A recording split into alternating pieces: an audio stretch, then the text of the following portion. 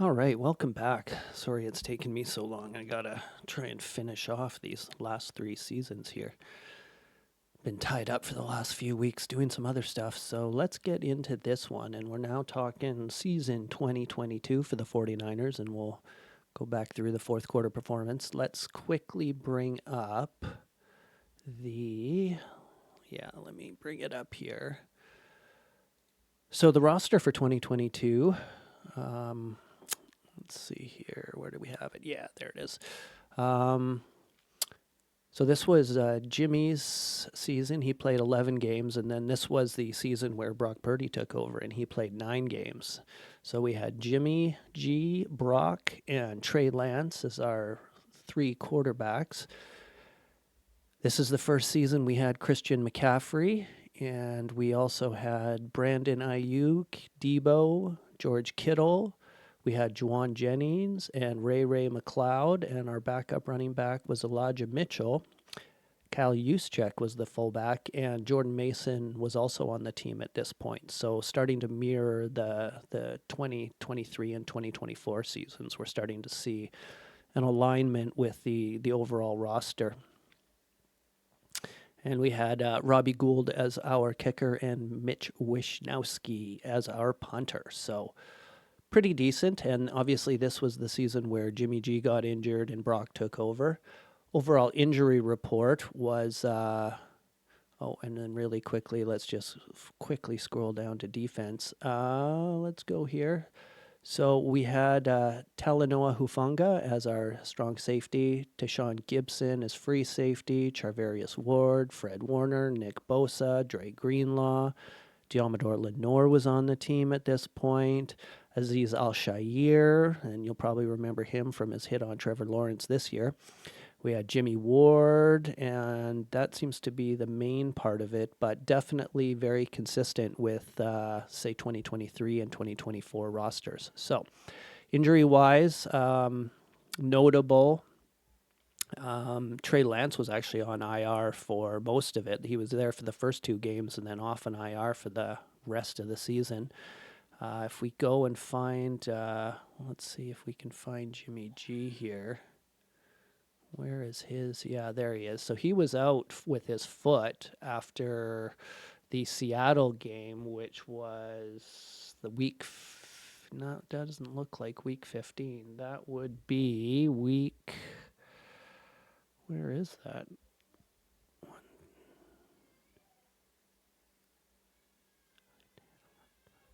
Yeah, week 14 he was out. So that's when Brock took over. So that started kind of the whole point when Brock became the main quarterback. So let's quickly, anything else notable that I should mention here? No, it looks pretty standard. Elijah Mitchell was out for quite a bit of the season, and that seems to be the main ones. Everybody else was pretty much there for us for the rest of the season, at least, more of the main players. So we will fold up into our, let me bring it up here really quick to the spreadsheet. And let's get started. So week 1 was Niners at Bears.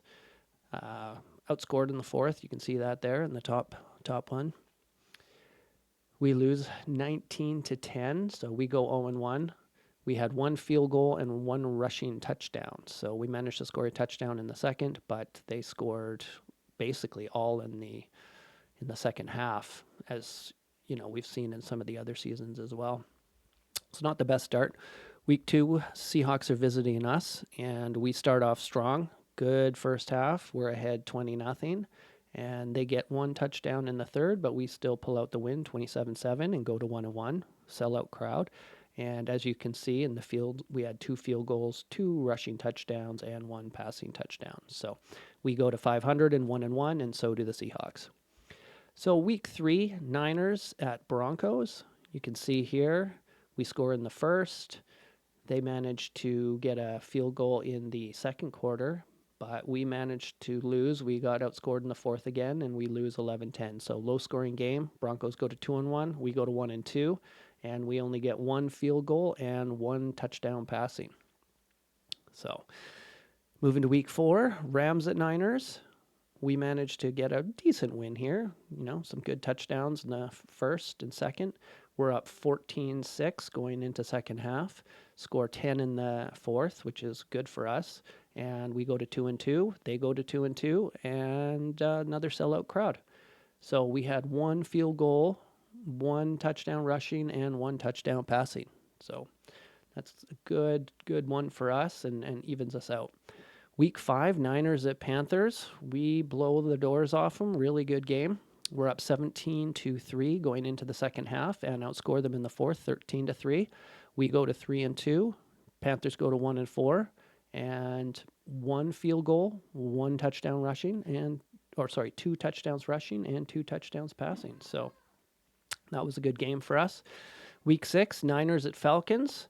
Falcons score quite a bit in the first, and then we managed to kind of tie them up, but they still get one. So we're down by a touchdown going into the second, and then they get another one, and we don't score in the last quarter. So it's 28-14 is the final score. Both teams go to 3-3, and no field goals, no touchdowns rushing, 2 touchdowns passing. So not a great game, still at 500. Then we play the Chiefs, and they blow our doors off. So they managed to score 44. They outscore us in the fourth, 16-7. It's pretty even going into the second half, but they really, they score 30 in the back half of the game, which is really not ideal for us. The Chiefs go to 5-2, and we go to 3-4. We had 3 field goals, no touchdowns rushing, 2 touchdowns passing. So we're now at 3-4 going into week 8. Niners and Rams. We do pretty good here. We double their score up. We're actually down going into the second half, 14-10, and then managed to score in both the third and fourth quarter and actually get 2 touchdowns in the fourth quarter, which is unusual and a good sign for us. In week 5, we managed to get 13, but 14 here in week 8, and we go to 4-4, and I didn't log the Rams record for some reason. So field goals 1, touchdowns rushing 1, touchdowns passing 3. So 4-4. Week 9 is our bye. Week 10 against the Chargers. Chargers come play us in San Fran, and we win 22-16.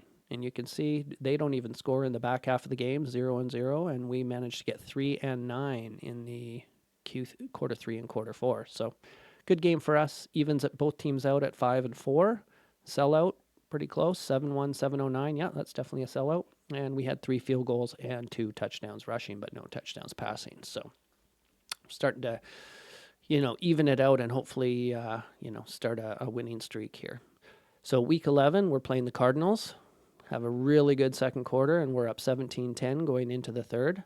And then we score in both the third and the fourth. Good game. We blow them out 38-10 and go to 6-4, and the Cards go to 4-7. So good game, 1 field goal, 1 touchdown rushing, and 4 touchdowns passing. So that's a really good start for us going into week 12. So we're 6-4, and that's, let's scroll down here and we'll get rid of that game. So week 12, Saints visit us.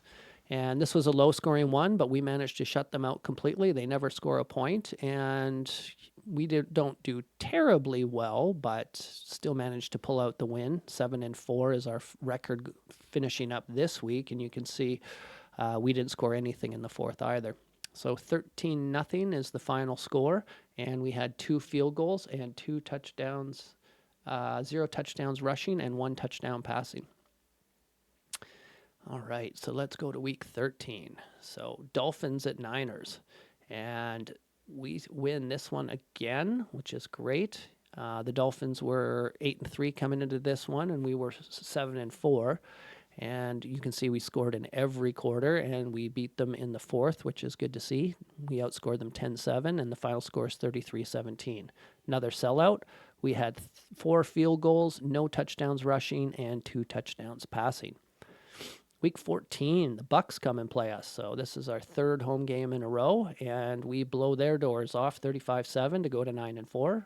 Really good second quarter. We score 21, and we're up 28-0 going into the third. So that was a really good game. And, that 9-4 will serve us well, as we move through the rest of the season and go into the playoffs. And another sellout. So you can see 3 sellouts in a row and no field goals, 3 touchdowns rushing, and 2 touchdowns passing. So, week 15, Niners at Seahawks in Seattle, and we win another one. And although we get outscored in the fourth, we have a touchdown in all 3 of the first 3 quarters to finish up 21-13. So that's a really good score, and we're on a bit of a roll here. And 10-4, again no field goals, 1 touchdown rushing, 2 touchdowns passing. So Seattle goes to 7-7. So we're doing well against some of the 500 teams. Week 16, Commanders at the Niners, and you can see here we had a really good third and fourth quarter. We win 37-20, and we go to 11-4, and the Commanders fall to 7-1, and another sellout. So we had 3 field goals, 2 touchdowns rushing, 2 touchdowns passing, which is a nice spread. And, we outscore them in the fourth, which is what we want to see, and, follows that trend we've seen where, in our winning seasons where we go to the playoffs, we're doing much better in that fourth quarter. Week 17, Niners at Raiders, and we managed to pull out a win in overtime. Really good score. They had tied it up, and we managed to outscore them in the fourth to tie it up to go to overtime. And the Raiders beat us in quarter 1, so we go to 12-4, which is an excellent record. And we have 5-6 weeks of straight wins, which is really setting us up well for the playoffs. And by this point, it's Brock playing, and Jimmy G was out around week 15, 14 here. So that's excellent. We had, in this one again, we had 3 field goals, 2 touchdowns rushing, and 2 touchdowns passing. And, we're getting set up for the playoffs here. And then week 18, Cardinals at Niners, another sellout. We do really well. We outscore them 38-13, go 13-4. The Cardinals were actually 13-4 at this point by the end of this game as well. So good win for us with a solid team, and the Cardinals had a really good season this season as well. And as you can see, nobody scored in the fourth quarter, but we managed to score quite a bit in the second and the third to really, take off on the lead and then not give it up. So good game. 1 field goal, 2 touchdowns rushing, 3 touchdowns passing. So now we're getting into the playoffs. So let's scroll up with the playoffs here.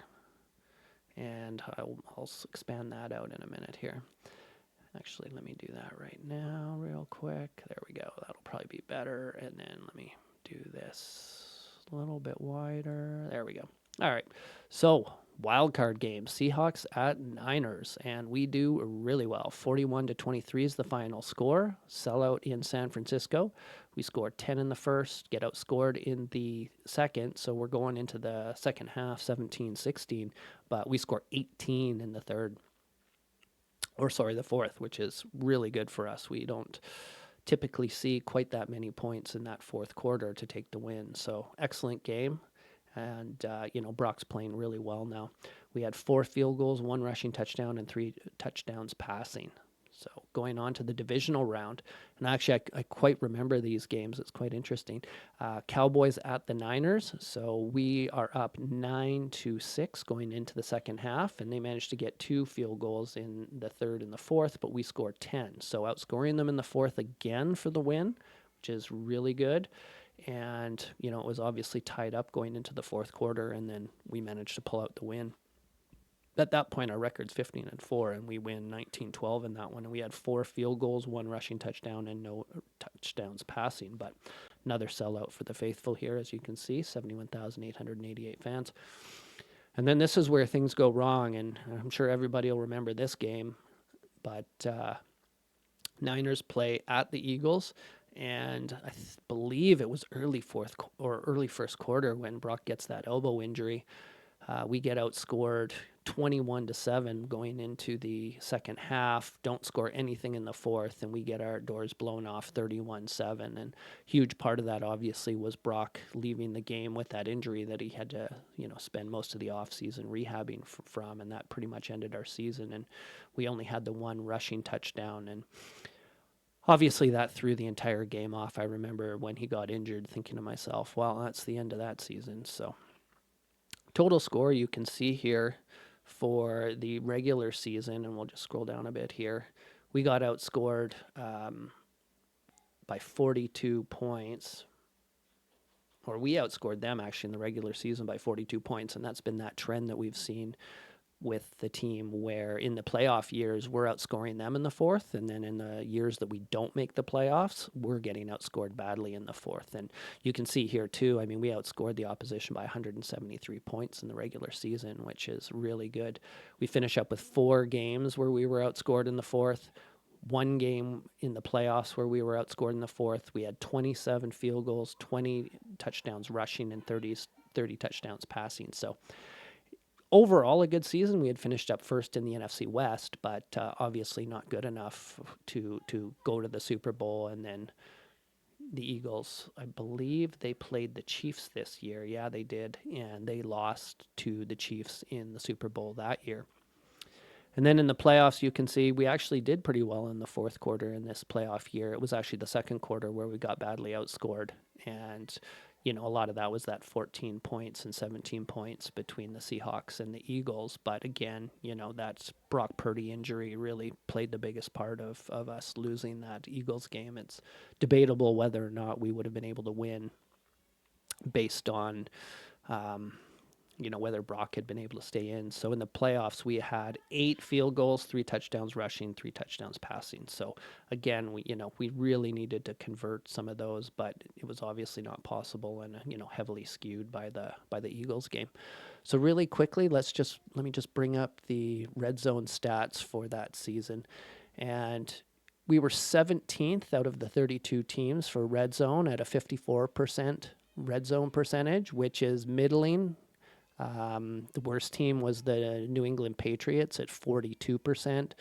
The New York Jets were next with 43% red zone. So we're about 10% higher than the bottom teams. And then the best team, interestingly enough, was the Cowboys in that season in 2022. They had a 71.4% red zone percentage.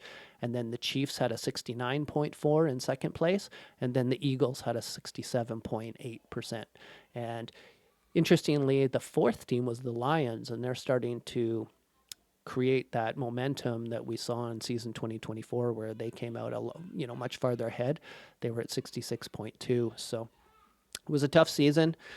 Brock being hurt, obviously affected us a lot, and that's kind of where the season ended at that point. So next one will be season 2023, and that's another one that stings a bit, but we'll get into that one in the next episode. So hope you're having a great day, and we will see you again in season 2023.